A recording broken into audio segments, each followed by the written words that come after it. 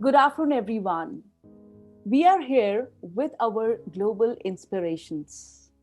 This is a platform where I like to highlight people who are doing something meaningful, people who are doing something great and creating an impact in the world.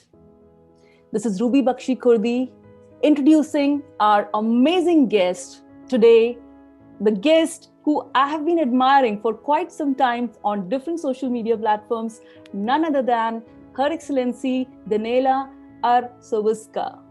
Welcome, ma'am. Welcome, Ruby. It's a pleasure to be here. I'm really honored to have you on my show to tell the people what amazing work you have been doing for a period of time and how much I have been inspired and awed with your presence and your work. I'm just going to tell a little bit to our audience about her so that you know and understand, even though she needs no introduction, but I want you to tell a bit about her. Her Excellency Danela Arsovska is the president of Macedonian Chambers of Commerce, the union of National Chamber of Commerce promoting economic cooperation on national and international level based on the principles of free trade and fair competition. She is the Macedonian Representative in the International Chamber of Commerce and General Council member of World Chambers Federation. This lady needs no introduction with the work she's doing, the amazing task she's doing, and whatever work she has done is contributing a lot to the society and to us women in general. She holds a bachelor's degree in law, an executive MBA and executive education from University of Oxford and University of Sheffield. Welcome Danila to our show. Please tell us a bit more about yourself so that our audience gets even more inspired to what I have told them. Well, thank you, Ruby. This was quite the introduction, so I don't know what more I can tell you. In general, well, what you described is quite correct. I'm the president of the Macedonian Chambers of Commerce. I have been in the governing body of the International Chambers of Commerce and the World Chambers Federation, which is actually the unique body which unites actually and represents all the 12,000 chambers of commerce worldwide. And it has only 4 women currently on the governing body. So this is something which I'm actually quite proud of. And another thing is that I'm a member of few of the most representative and most relevant arbitral bodies worldwide, like the ICC in the World Bank, but also the Permanent Court of Arbitration in The Hague, the Netherlands. Mm-hmm. So in general, what I can tell you about myself is that I'm someone which is always promoting free trade and fair competition, as you said, mm-hmm. but also a person who has always been supporting women entrepreneurs, working on women empowerment, working on empowering women economically and financially. Mm-hmm. And this has been something which has been my motivator throughout the years. So this is something I can tell you about myself in brief. Very well said, very well said. The word itself, when you say women empowerment, even though you are in trade, even though you are in business, even though you are the woman to watch out for, but you have never stepped back in terms of thinking about empowering women. And that I think is great. Especially we women need that push from other women to be on a pedestal. Tell me something, we all would like to hear some of the challenges that you faced in reaching where you are, in addressing these things, these topics. They're not easy. You make them sound very easy and very going with the flow. But please tell us some of the challenges that you faced during your journey. Well, in general, as you said, it sounds easy, but I think that we all know it's not. And what I would always highlight is that when you look at the women which are in the private sector and the women which are out there just trying to get their place into society, especially when we're talking about women who are aspiring to go into high-level roles in the corporate world, mm-hmm. the numbers are really frightening. What we have seen in Europe, but also throughout the world, women into high-profile position, high governmental position, but also high corporate position, especially the high corporate positions, are in between 2 and up to 12%, which is, I think, really not something that society and the world should be proud of, especially because always the advancement of people, not only women, in their career should be based on meritocracy, should be based on what their qualities are, what their values are, and what their education is. And this all should actually be something which will put the person into the position that they deserve to be in. Unfortunately, as you well know, this is not always so. We have had many years of challenges of women not only not being able to get access to proper education, but also in this past year, many of the women are not entitled to the position that they have deserved throughout their work in their career, and also they do not get the equal opportunity to advance in their career only due to the fact that they have as gender being female. So I would say that currently this is probably one of the biggest challenges, allowing women to advance according to their qualifications and according to their education in their profession. And we should all work towards empowering women, and we should all work towards increasing these numbers from 2%, which is, let's say here, a national level below the European average, to the maximum, which is currently 12%. I think that we should all work into increasing these numbers to be at least up to 30, 40, 50%. So we should all work towards women not only getting equal pay for equal value of work, but also equal opportunities for advancing into their professional life. Very well said, very well said. There is an increasing number. We can see the percentages rising. And this year, whenever any woman was coming in those top bracket positions, a lot of roars, a lot of hues and, clappings were happening that, she's the first president, she's the first in the cabinet, those kind of things. I think we have to overcome that she's the first. She is there and she is making a mark. That should be important.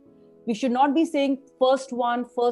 What does it mean, first one? We are empowered. We have been doing so many things which are amazing. We don't need that pedestal because women are empowered already. But it's just the thing that you said, they are coming up there, and how others are, making it sound that we are all moving together. I think that is very important because women have made a mark in practically all globally. We have seen, during pandemic, it was seen all the countries which were led by women, they actually did better. They actually performed so well. They are good managers. They are good organizers. But of course, they need a good team. Of course, they need a good, let's say at home, you need to have the support of your family. Outside, you need to have a good team who will guide you and make you perform better and work better. Tell me something, Danela. How have you been able to manage work and life responsibilities very well? You shoulder it so well, it looks perfect. Tell us the secret. How do you do that with a smile on your face? Well, I don't know if I always do it with a smile on my face, but what I can tell you that the support of the people who are close to you is always crucial. Mm-hmm. Having the support of your family doesn't matter if you're a man or a woman. You always need the support of your partner beside you. Of course, the children, the immediate family, everyone who is there to support you as well as your friend. I think this is crucial, and no success can even be, I think, the same if you don't have someone to share it with, and if you don't have the people who have participated into that success alongside with you. So I think that the balance is all about supporting each other. It's all about holding each other's hand while you're working towards the success. And never mind if it's you or if it's your spouse or if it's your friend, we always need to be there for each other and support each other. That is the only way that we can get into the position that we have envisioned ourselves to be in. Very true and very well said. We need to have the support. I remember when I was serving as academic dean here in Switzerland, it was not easy for me because I was one of those under 30 newly appointed academic dean in an all girls boarding school. It was not easy. And I was scared because I doubted, can I actually do it? Because we women have that self-doubt thing as well. No matter we are very well educated, we have all the ingredients that takes us to be a good and high profile leader or a good woman standing out there, but we have that thing of self doubt. And I was one of those people back then that I doubted, can I actually do it, even though I was chosen by the director of the college and he said that we want you to be in that position. But I was not confident, because I felt I'm young and all these women, they have so much experience, can I manage them? But yes, my husband, he gave me that push. He said, you can do it, just go for it. You don't have to self-doubt. If you fall, you will fall and I'll pick you up, but you have to take that plunge. So yes, the support of the immediate family is a must. And of course, at work, if you have a great team, it definitely helps and it definitely gives you that boost. Who has been the inspiration of this woman who is shining so bright? May I know who is one person or maybe two people who have been your inspiration in making you shine like a star for the world to see? Well, I cannot pinpoint one specific person, but there have been so many wonderful women examples out there, as you said, women are always continuously in doubt. Can they do it? Especially, into these professions where, in general, over 95% of the people who are working in are manly dominated. So it's kind of very difficult to envision yourself into being one of the boys, or let's say one of the team members where the majority of the people are men. And I would say that there have been many wonderful role models and women examples, which I have seen throughout the years, who have showed me that, as you said, they have been first into a specific role, but that doesn't mean that we should focus on them being first. We should focus on who are the ladies and the women who are following that path and who are striving to be something more and even better maybe at that in the years to come. And I really loved what you said, sometimes it's not bad to fail. That's the way that you learn, and the most important thing is not to give up. So this is the way that you build your success. You never, ever give up on what you are doing. Very well said. It's true. As we sometimes self-doubt, and some of the women who don't have the support, they give up because they are not sure about themselves and they don't get the required support, whether of the immediate family or of the people with whom they are working.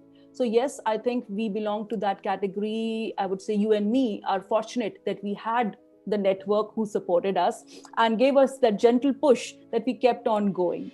So it became much easier for, people like us to move on. But of course, sometimes in life, as we say, when you have a self-doubt, did you ever doubt yourself, Danela, that I don't think I'm capable of it, or I don't think I can do it? Did it ever come to you? No, I have to be truthful. No, it didn't. Wow. Yeah, generally, as a person, I am focused on a certain goal and I aspire to do it. And the success followed throughout my work. It's not something which I really was looking forward to. It just came as the work went on, as the year went on, of course.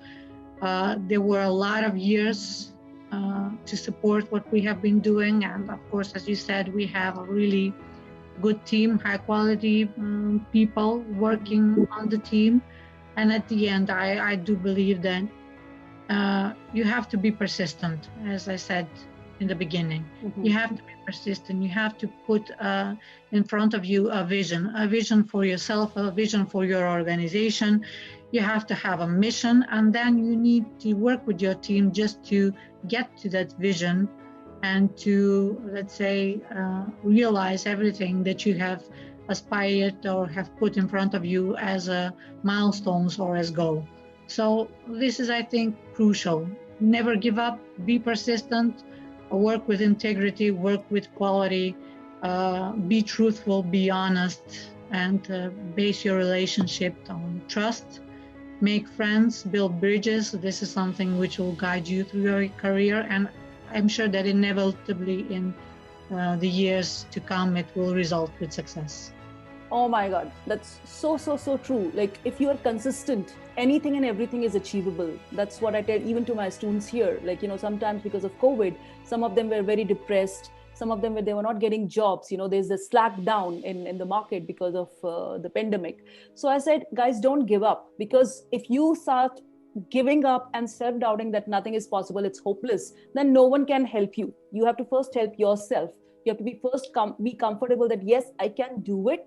I can move with my best foot forward, and there's no stopping then. But if you give up, then you can't be boosted up. Like, someone definitely, even if you have the best teacher or best friends pushing you, you can't go further because you are doubting yourself. So yes, it's true. We have to be consistent, as you rightly said.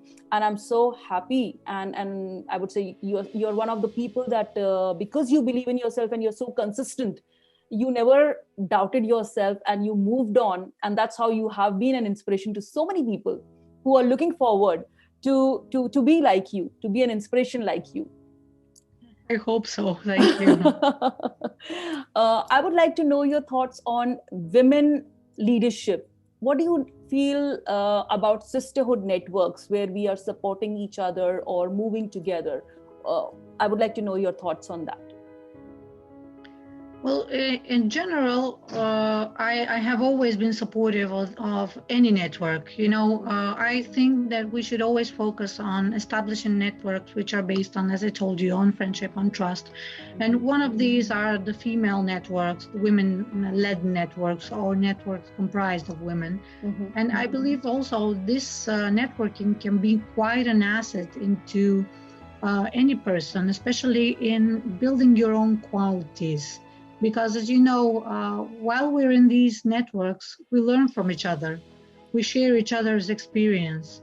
We network, but we also mentor each other. Mm-hmm. We share the knowledge, we share the know-how, and we try to help each other with not repeating each other's mistakes, which is, I think, something which is quite crucial throughout our pathways. Of course, we learn from our mistakes as well, but it might be good not to do this mistake if you learn from someone else's experience who has done it previously. So I think that this is a nice way of women empowering and supporting women, and this should always be encouraged, and this should always be stimulated to broaden as a network, and it should always be supported as well.